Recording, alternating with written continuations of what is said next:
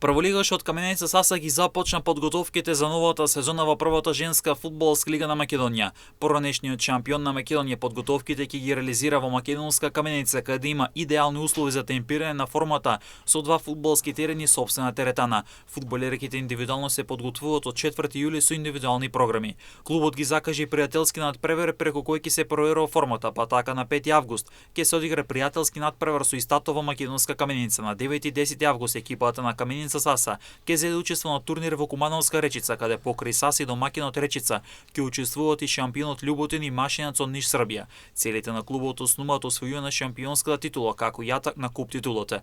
Екипата на Каменица Саса во сезона 2019-2020 и во сезона 2020-2021 ја освои шампионската титула. Во клубот останува бугарската интернационалка Антонина Шопска како и Туане Фрагосо, а клубот се ослободи од фудбалерките кои не ги исполниле очекувањето од минатата сезона.